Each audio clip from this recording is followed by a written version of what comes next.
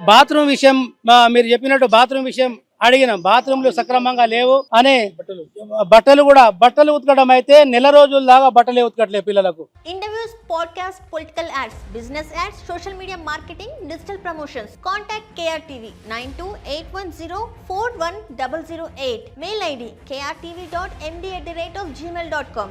తర్వాత నాయిలకు పిల్లలు కటింగ్ చేసుకోవడానికి నాయిలకు ఇచ్చారు. ఆ నాయిలు అయితే ఇప్పటిదాకా పత్తలేరు. ఇవన్నీ విషయాలు మా పేరెంట్స్ మిత్రులందరూ చెప్తా ఉంటే, లేదు మనం ఊర్లలో అలాగే బతికినాం కదా, తండాలలో మనం అలాగే ఉన్నాం కదా, తండాలలో మీరు అందరు బాత్రూమ్లు కలిగే ఉంటున్నారా, కాబట్టి ఐరన్ బట్టలు వేసుకుంటున్నారా అని ఈ విధంగా వారు ఈ విధంగా మాట్లాడుతా ఉన్నారు. అంటే ఇది మేము గిరిజనులమని చెప్పి వారు మేము అడిగితే లేదు మీరు అడ్జస్ట్ చేసుకోవాలా అని వారు అంటా ఉన్నారు.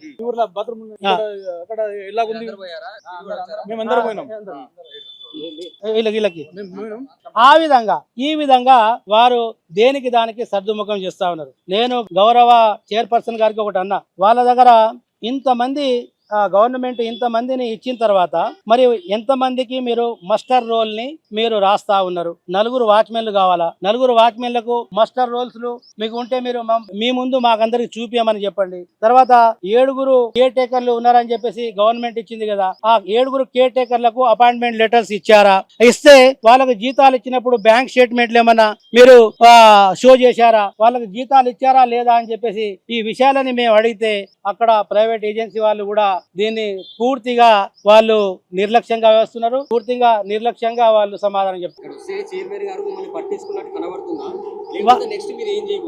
వారు ఏ మాటగా ఆ మాట సర్దు చెప్పే ప్రయత్నం చేస్తా ఉన్నారు. నేను ఒకటే గౌరవ చైర్మన్ గారికి నేను అపీల్ చేస్తా ఉన్నా, ఇదే పెద్ద రాజకీయం కాదు. గౌరవ ముఖ్యమంత్రి గారు మంచి ఉద్దేశంతో చేసిన పిల్లల పట్ల చేసిన గొప్ప పని ఇది. కాబట్టి గౌరవ ముఖ్యమంత్రి గారు చేసినటువంటి GOMS నెంబర్ 53ని ఇంప్లిమెంట్ చేస్తూ అక్కడ నిర్లక్ష్యం వహిస్తున్నటువంటి ప్రైవేట్ ఏజెన్సీని వెంటనే తొలగించి తెలంగాణ రాష్ట్ర ప్రభుత్వమే ఈ పిల్లల హాస్టల్ ని నడిపించమని, అదే విధంగా గతంలో హైదరాబాద్ పబ్లిక్ స్కూల్లో అక్కడ హాస్టల్ ఉండేవి, ఆ హాస్టల్ కంటిన్యూ చేయమని చెప్పేసి గౌరవ చైర్పర్సన్ గారికి మేము అప్పీల్ చేయడం జరిగింది.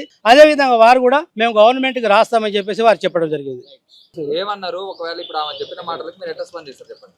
మేడం మేము సరిగా చెప్పట్లేదు, ఏదో మాటల్లో అవకతవకలుగా నడుస్తున్నట్టు కనిపిస్తుంది నాకు. నేను ఒకరోజు పిల్లల దగ్గర చూసి వద్దామంటే ఒక నెల రోజుల వస్తే అక్కడ చూసేసరికి సరిగా బాత్రూమ్ ఏం లేవు, దోమలు వస్తున్నాయని చెప్పిండు. నేను నైట్ అయిపోయింది, నేను వెళ్ళిపోతా అంటే ఉండు అంటే అన్నీ ఉన్నా. మొత్తం నైట్ మొత్తం బాత్రూమ్ లో మొత్తం గలీజుకుంది, అక్కడ ఎవరు క్లీన్ చేయలేరు బాత్రూమ్ లో. అది మళ్ళీ బట్టలు ఇష్టం బట్టలు ఏమో నెల రోజులే, వాళ్ళ బట్టలు అసలు ఉతకట్లేదు. మేము వచ్చి పేరెంట్స్ ఇంటికి వచ్చి మేము ఉతికి వెళ్ళాం. స్నానం ఇట్లా చెప్పలేదు. ఎవరు ఫస్ట్ క్లాస్ అబ్బాయి కాబట్టి వాళ్ళకు చూసేటప్పుడు లేరు. కేటర్ అంటారు కానీ కేటర్ సరిగా చూసట్లేదు.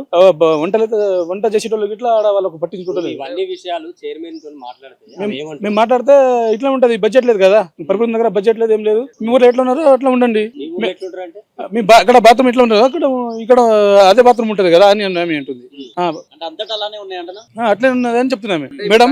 కండిషన్ లేని బస్సులు ఉన్నాయని చెప్పారు కదా, ఓన్లీ గిరిజన పిల్లలకైనా లేకపోతే HPS పబ్లిక్ స్కూల్ వల్ల ఉన్నది కానీ ఆ బస్సులు మొత్తం డొక్కు బస్సులు లాగా కనిపిస్తుంది. అదే మేము చూసినాము, అవి బస్సులో టైమింగ్ అయిపోయింది, అవి కరెక్ట్ గా లేదు. ఏం చెప్పాలనుకుంటున్నారు చివరిగా కాంగ్రెస్ ప్రభుత్వానికి?